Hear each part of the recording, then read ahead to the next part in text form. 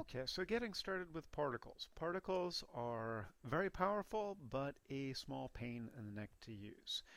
Okay, so first off, you want to give yourself some time to work with. So you sort of goose up your the amount of frames that you have. The next thing that you want to do is go to Windows, Settings and Preferences, and pop to your timeline and make sure you're set to play every frame. So particles work on where the particle was on the last frame. So if it's trying to do 24 frames per second, in throwing away frames to hit that frame rate, then you're going to be looking at inaccurate data. And so you're not going to make good decisions. You're not going to be happy. All right. So there are several. Let's see. I'm in particle menu set. All right. I can go to the particle tool. I don't usually use this much. Just give it a quick name there. Number of particles. You can actually just draw out particles into space. And once in a while, that's handy. If you're doing, let's say, little particles drifting in water, that's sort of a good way to get them out there. If you want to have just stuff sort of hanging out. All right, but I don't use that much. Once in a while. Okay, so let's give this another name. There's also a create particle grid. All right, and what that will allow you to do is click in two spots, and then it will build a grid in between them of particles. Okay, so that I guess also can be sort of handy. Righto. Next, let's see. If I do, now the typical way to do things is to create an emitter. Okay, so I can go to particles and create an emitter. I don't use these too much. All right, and so I have several options here: directional, volume, or omni. We'll start with the omni.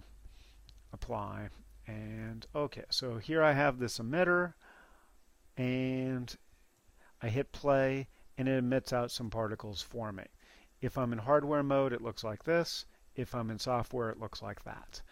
All right, pretty straightforward. Okay, so that's how those guys sort of come out. And you sort of have to be aware of where you are in your selection. Okay, so if I switch my selection back to the emitter, I can now change my rate here, which is always done per second. Never forget that. It's not per frame, it's per second. So if I do 12 per second, it's going to have a lot less particles getting tossed out there into the world. Okay, so that's that guy.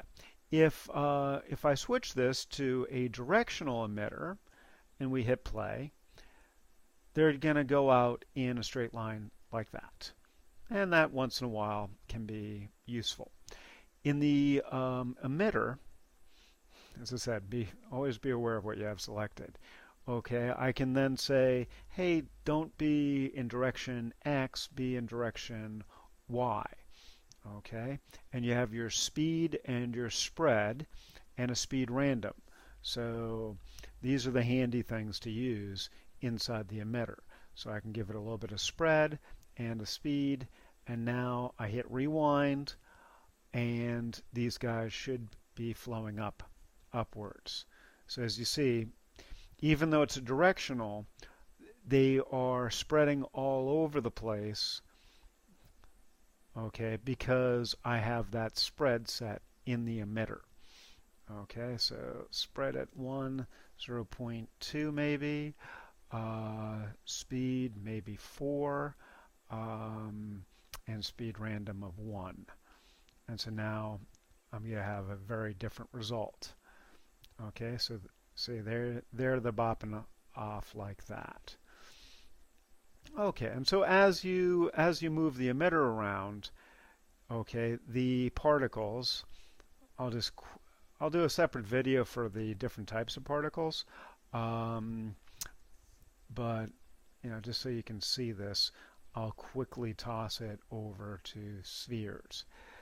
All right. Okay. So yeah, so now you can really see. There we go. All right. So before we get too far into the other types of stuff, the basic workflow here is you have your emitter that emits the particles out at a rate and a speed and with certain properties. Then the particles have certain properties to them as they go out into the world, and then you apply things like fields. And so I have an air field which has wind, wake, and fan. And there's a gravity field, so I'll toss a gravity field on these guys. So now as they come out, they instantly head down almost. They pop up a little bit and they head down. The gravity magnitude is set to 9.8, which is Earth's gravity. All right, so if I now go back to that emitter and take up the speed, okay, so I had it at 4. If I take it up to 10, what's going to happen is they're going to go with more force there, and then the gravity takes over. Okay, so you're constantly going back and forth between the emitter, the particle, and the fields that you have applied, and adjusting the settings. So if I say 30 maybe on this guy, I hit rewind, I hit play, now they're really popping up there before they start falling down. So it takes a lot of time to get something usable in this whole process. All right, going back to emitters though. All right, I'll just delete that guy out of there, delete the field out of there for now. And actually the particles probably still are living there. Yeah, so the particles are still there, so I'm going to kill those off. Okay, so I have two other really interesting options here. Okay, so you have your omni emitter that emits everything in every direction. Why I'm doing hand gestures, I'm not certain. You have your directional, and then I can do this emit from object, which is my personal favorite. And I can do curve. Okay, and so I hit apply, and so now this emitter is applied to this curve, and so I can say, hey, emit in the direction. So I'm going to put it to 0x, and I'll put it to -1 and y. All right, and scale that up a little bit, and move it up, and hit play, and there the particles, they start coming out of the CVs, okay, on the curve. So this curve has a lot of CVs on it, and so each one of those becomes a small emitter. And so it's really that simple. Okay, more on that later. Let's grab this guy. So here I have a polyplane, but a NURBS plane also works. And I can do emit from object, and so I can put it to surface. Now whenever I do the surface, maybe this is just a habit from years ago, I put the rate to something very small per second. Okay, so now I've applied it to this plane. I hit rewind, I hit play, and there the particles are coming up off of that surface. Okay, so the nice thing about the curve and the surface is you can animate them, and you know which direction the particles are going to be flinging themselves off the plane. All right, so that's some of the basics. Okay, so let's kill those guys. Now let's say I'm going to use these guys as snow. Okay, so I got these guys dropping down. Maybe I'm happy with that. I'm not saying I am, but let's just, for argument's sake, say I am. Then I can do grab this and say, you know, in the beginning of my shot, this is where I want them to be. I want this many particles on the scene. I don't, if I'm doing 5 shots in a sequence that has snow coming down, I can't have it start snowing in each of those shots, right? That wouldn't make sense. So I can, here under solvers, I can go to initial state. In this case, I'll do it for set selected. Okay. And so now when I hit rewind to frame 0, this is where the particles are. So once you get the particles moving the way that you'd like, you can set that initial state for frame 1. And so now when I hit play, it runs the simulation as it goes from that particular frame that I had chosen. So that's incredibly powerful and useful to know. The other things to know is, let's see, once you're once you have something that you're really happy with, okay, and your client's happy with, more important, go to Create Particle Disk Cache, and this will allow you to cache off, okay, these particles. And so instead of having it calculate differently every single time, it saves off a small, relatively small file, a medium-sized file, let's say, onto your hard drive, and then it reads from that. And so your client says, hey, that's exactly what I want. You cache out those particles, and you know it's going to render the exact way you need it to. Okay? Now, there is a memory caching. There's an enable, a disable, delete. The delete doesn't typically work. Okay? So unless they've really fixed it, but it really hasn't worked since Maya 2. So, those particle disk caches, go out into your projects directory, into the file, particles folder, and delete them manually. Okay? That delete button, don't trust it. I've lost hours looking at bad information because I assumed the delete button actually did its job. All right. Other things to bring up. Okay, I can take an object like this, and I can make the particles collide with it. Okay, so make collide, and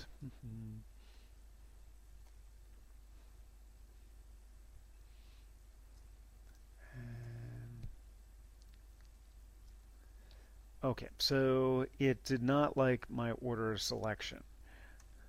Okay, so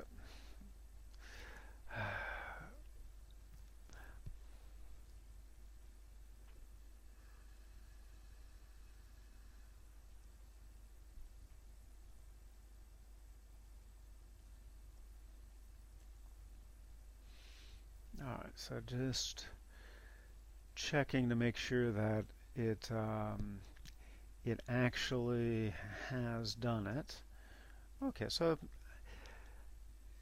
as you guys have probably figured out, anything I don't have to memorize, I don't. There's enough here you just have to do on basic memory. Okay, so let's get that. All right, this guy selected, then all right, get the object I'm colliding it with selected in green, and particles make collide. There we go. So now these particles, all right, I'll hit rewind, they're going to start colliding with this object. Okay, so you make a collision object. Typically, you want to make a lower res object than the thing that you're rendering because it will speed up your processing time. Okay, so you have this object here. Okay, and I'll go into the geoconnector, and you have a tessellation factor. And so this is how many triangles it's going to calculate based on, when it is looking for collisions. Okay, so if I take this down, what's going to happen is the simulation is going to be less accurate. Okay, and more of them will sneak through because it's simulating less triangles there. If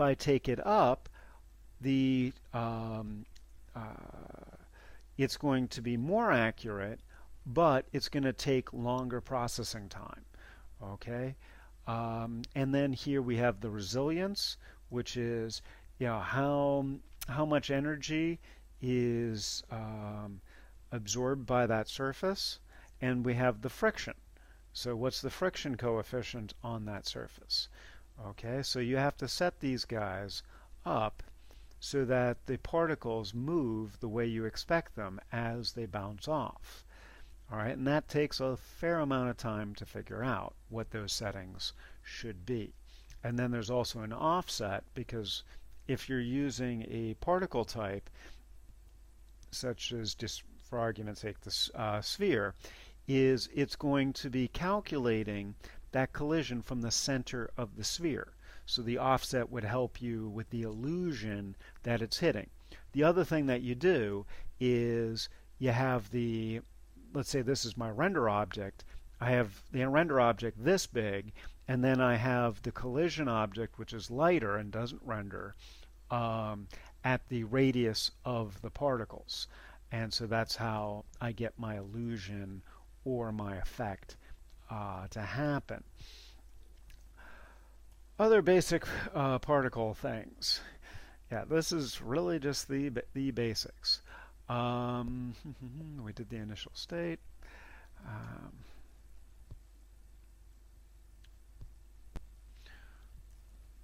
Okay, so another handy thing to know about is the particle collision event editor. Okay, so if I bring that up, I can say, hey, when this object collides, okay, and we have an event, it emits another particle, okay, and I can say, hey, make, I don't know, 9, okay, give it a little bit of spread and kill the original particle. All right, and so you set this up, hit rewind. And so now, as you see, these particles, they're hitting the sphere, and this new particle is being emitted. And so then I have to set up its properties. As you notice, it does not have any gravity on it. It's not falling down. But everywhere one of these spheres is hitting the geometry sphere I made there, it's creating 10 of these particles, because that's what I set it up to do. Okay, don't save.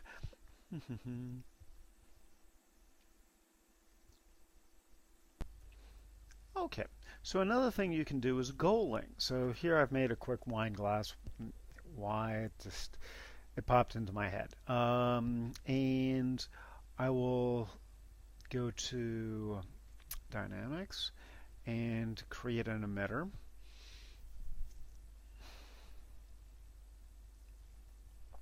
Okay, so here's a volume emitter. All right, and hit play, and so now it's emitting out a bunch of particles. All right, so it emits from the volume. Okay, so this internal space. So it has a lot of nice little features for you to go through to play with for the volume offset and various things. Okay, so I'm going to up the rate on it a little bit to 100, just so we can sort of really see what's going on there. All right, so, and then just so we can see them, I will quickly toss the guy over to spheres. Eesh. All right, and so you can goal particles. So yeah, I have a 50-50 chance for getting my selection right, and I'll set the goal weight at first to 1 and hit apply.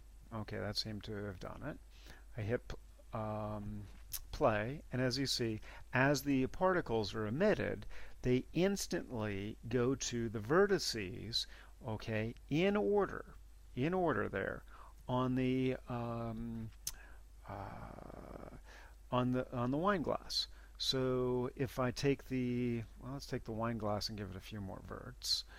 Okay, so we'll just do that by upping its sections to something fairly high. We'll also just take this down for the rate. All right, I guess I'll take it down to 12 so we can really sort of see that happening. Okay, so there it is. So there it's slowly loading in and applying to all those verts, and it doesn't have enough time before my 360 frames finishes up. Okay, so that's all it does. But that's a really great way to control your particles. And so I need to find where the node is that has the weight. So let's see. Let's go into the particle itself. Goal weight at the moment is set to 1. So I'm going to set that to 0.4. And so now let's see what happens. So as you see, they're flying past a little bit and looping in there and coming in and bouncing into place. So that's very handy to know about. Okay. So let's see. Other basic stuff. Of course, there's the lifetime. All right. So let's see. Okay. So you can always check the current particle count up here, so that you can't edit that, but that's 473 at the moment. We'll come back to the conserve in just a moment. And all right, so we have lifespan. We can have it live forever. We can do constant, which says, hey, after a second, the particle should die. Remember, particles, we do them in per second. Okay, so here we don't have quite enough to even get onto this. Let's see, let's grab that goal weight. Goal weight, so I'm going to up the goal weight to 8 and up the lifespan to 3. Hit play. There we go. And you can see when they're sort of dying out there. Okay, so you can also do random range. That's one of my favorites because it's just a little bit easier to deal with. And so I could say, hey, go for 8 seconds with a random on either side of that to 1.